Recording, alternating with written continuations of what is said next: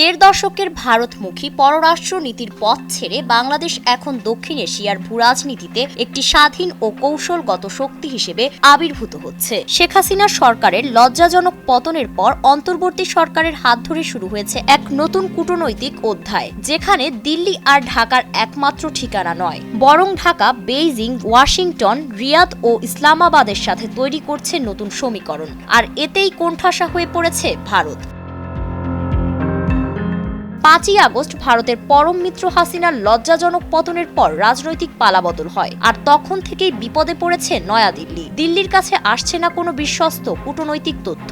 পাকিস্তানের সঙ্গে আবারও সম্পর্ক স্বাভাবিকের পথে হাঁটছে বাংলাদেশ। তবে ঢাকার অবস্থান স্পষ্ট, 71-এর যুদ্ধাপরাধ ও গণহত্যার জন্য ক্ষমা ও ক্ষতিপূরণ চায় ঢাকা। সাধারণ ফ্যানের দিন শেষ, আকিস ফ্যানে বাংলাদেশ।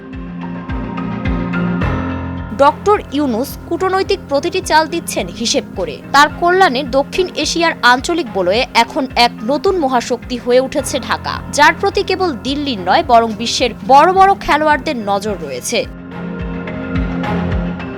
দীর্ঘদিন ধরে সীমান্ত চুক্তি ট্রানজিটের আড়ালে মোদির স্বার্থ রক্ষা করে এসেছিলেন হাসিনা, কিন্তু এখন পাল্টে গেছে খেলা। এখন ভারত নয়, সমান গুরুত্ব পাচ্ছে চীন, যুক্তরাষ্ট্র, সৌদি আরব, এমনকি রাশিয়াও। পাকিস্তানের সঙ্গে কৌশলগত ঘনিষ্ঠতা এবং চীনের সাথে অর্থনৈতিক ও সামরিক সম্পর্ক উন্নয়ন বহুগুণে বাড়িয়ে দিচ্ছে ভারতের অস্বস্তি। প্রতিরক্ষা খাতে বেইজিং ও ঢাকার সম্পর্ক যে স্তরে পৌঁছেছে, এটিকে এক ধরনের রিজিওনাল পাওয়ার শিফট বা আঞ্চলিক ক্ষমতার বলয় বদলে যাওয়া বলে মনে করছেন আন্তর্জাতিক সম্পর্ক বিশ্লেষকরা। বাংলাদেশের 70% সামরিক সরঞ্জাম এখন আসে চীন থেকে, যার মধ্যে রয়েছে অত্যাধুনিক রাডার, মিসাইল, যুদ্ধজাহাজ। স্টকহোম পিস রিসার্চ ইনস্টিটিউটের মতে এই সম্পর্ক রীতিমতো ভারতের ঘুম কেড়ে নিচ্ছে। যুক্তরাষ্ট্র বাংলাদেশকে দেখতে চায় ইন্ডিয়ান ওশান সিকিউরিটি পার্টনার হিসেবে। সৌদি আরব চায় অর্থনৈতিক জোন গড়ে তুলতে। রাশিয়ার সঙ্গে প্রতিরক্ষা খাতে যৌথ কাজ এগোচ্ছে পুরোদমে। ফলে ভারতের একচেটিয়া প্রভাব পড়েছে এখন প্রশ্নের মুখে।